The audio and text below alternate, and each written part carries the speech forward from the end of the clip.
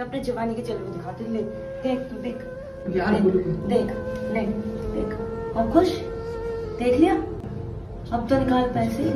हमारे देश में लड़कियों के साथ होने वाली जबरदस्ती किस अंजाम में पहुंच रही है तो आप जानते हैं। ऐसे में किसी बहुत पहुंचे हुए इंसान ने कहा था कि अगर हर शहर के बाहर वैश्यालय खोल दिया जाए तो किसी भी लड़की के साथ कभी गलत नहीं होगा। लेकिन क्या ये बात सच है? क्या वाकई में पैसों के बदले जिस्म खरीदने से देश में होने वाले बलात्कार रुक जाएंगे? सच कहें तो इसका जवाब किसी को नहीं मालूम, लेकिन इससे जुड़ा एक बहुत ही बड़ा और ऐतिहासिक फैसला ले लिया गया है। जिस तरह सरकार बड़े बड़े फैसले लेकर देश की काया पलट करने में लगी हुई है, ठीक उसी तरह जिस्म फरोशी के धंधे से जुड़ा भी एक बहुत बड़ा फैसला लिया गया है, जिसे सुनकर आप भी दंग रह जाएंगे। असल में दोस्तों, सुप्रीम कोर्ट ने जिस्म फरोशी के धंधे को पेशा मान लिया, यानी कि वेश्यावृत्ति करने वालों को अब समाज में सम्मान से जीने का हक दिया गया। कोई भी महिला या पुरुष जिस्म फरोशी करता है, अपने शरीर को बेचकर पैसे कमाने की कोशिश करता है, तो उसके ऊपर कोई भी केस दर्ज नहीं होगा, वो कहीं से भी गुनहगार नहीं होगा। यानी कि अब कोर्ट ने जिस्म बेचने के काम पर मुहर लगा दी है, जिसका सीधा मतलब है कि वेश्यावृत्ति को कानूनी स्वीकृति मिली है, जिस वजह से इस तरह का काम करने वाले लोग अब समाज में सर उठाकर जी सकेंगे। उन्हें अब अपने काम को लेकर छुपना नहीं पड़ेगा। देखा जाए तो सरकार द्वारा लिया गया ये फैसला बिल्कुल सही है, क्योंकि वेश्यावृत्ति का काम करने वाले लोगों को बहुत ही तुच्छ समझा जाता था।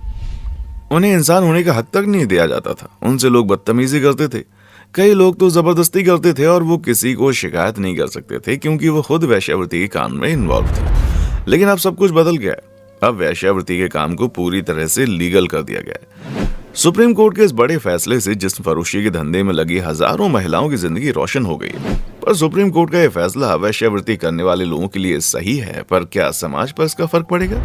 क्या यह फैसला समाज को बदल देगा या फिर और भी ज्यादा हाहाकार मचाएगा? मुंबई हो या दिल्ली या फिर कोलकाता, हर शहर के रेड लाइट एरिया में गलियों में रातें तो आबाद होती हैं, लेकिन दिन में शमशान घाट जैसी नजर आती है शांति।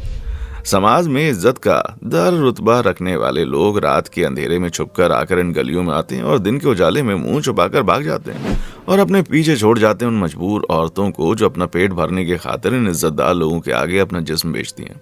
लेकिन चेहरे पर मेकअप की परतें पोतने के बावजूद वो अपनी बेबसी को छुपा नहीं पाती। उनकी जिंदगी नर्क से बदतर हो जाती है। उसके ऊपर पुलिस का अत्याचार इनकी जिंदगी को और ज्यादा मुश्किल बनाता है। लेकिन अब सुप्रीम कोर्ट ने उनकी दशा सुधारने के लिए कुछ कठोर फैसले लिए, जिसके मुताबिक सुप्रीम कोर्ट ने साफ कह दिया कि जिस तरह डॉक्टर, इंजीनियर और वकील जैसे कामों को अब पेशा माना जाता है, ठीक उसी तरह वेश्यावृत्ति के काम को भी अब प्रोफेशन मान लिया गया है।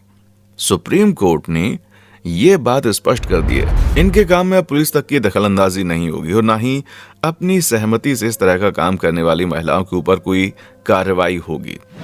कानून के सामने सभी को समान अधिकार हैं और कोर्ट का कहना है कि अपनी इच्छा से काम करने वाले लोग अब गैर कानूनी नहीं रहेंगे। लेकिन हाँ, यहाँ गौर करने वाली बात यह है कि जो कोई भी ऐसा सेंटर चलाएगा वो अवैध हो जाएगा। यानी कि अगर कोई दलाल का काम करता है तो वो गैर कानूनी है, परंतु लड़कियां खुद से अपनी मर्जी से जिस्म फरोशी के धंधे में उतरती हैं तो उनके ऊपर कोई कानूनी कार्रवाई नहीं होगी, वो बिल्कुल लीगल तौर पर सब कुछ करेंगे। लेकिन अगर कोई दलाल बनकर लड़कियों को सप्लाई करता है या फिर जबरदस्ती लड़कियों से इस तरह का काम करवाता है, ऐसे लोगों के खिलाफ सख्त कदम उठाए जाएंगे और उन्हें तुरंत जेल की हवा खाने के लिए पुलिस पकड़ ले जाएगी, क्योंकि समाज में क्रूरता न फैले और लोग अपनी हवस को अपने काबू में रख सकें। इसलिए वेश्यावृत्ति के काम को लीगल बनाया गया। पर इसका ये मतलब नहीं है कि मासूम लड़कियों और औरतों को जबरन पकड़कर उनसे काम करवाया जाए और उनके जिस्म को बेचकर मिलने वाले पैसों से ऐश किया जाए।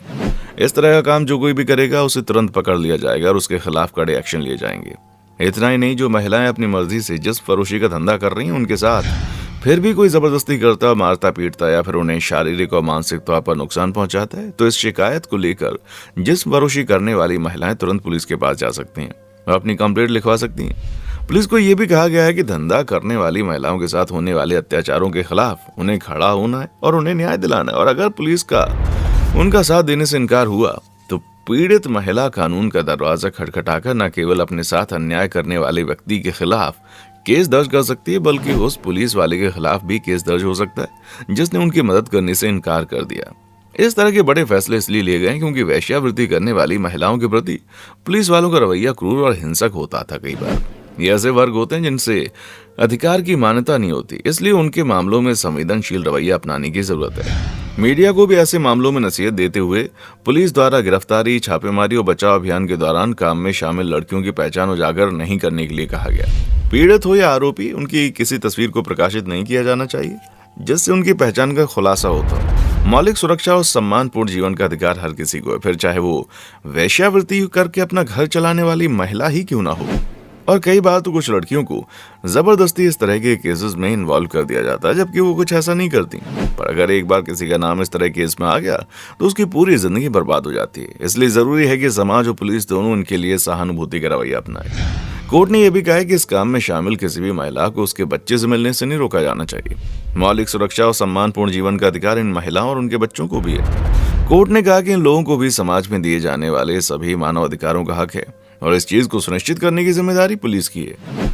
अब अगर देखा जाए तो सरकार का यह फैसला बहुत ज्यादा बेहतरीन है, क्योंकि जो महिलाएं अपनी इच्छा से जिस्म फरोशी का धंधा करके घर चला रही हैं उसमें कुछ गलत नहीं है और ना ही उन्हें इन चीज के लिए सजा मिलनी चाहिए। उल्टा इसे लीगल करके सरकार ने उन महिलाओं की मदद की है जो हवस के पुजारियों का शिकार हो जाती थी। बाकी तो आप समझ गए होंगे ये पूरा मामला किस तरह समाज को मदद करेगा और कैसे कोर्ट के इस फैसले के बाद देश में बहुत कुछ बदलेगा।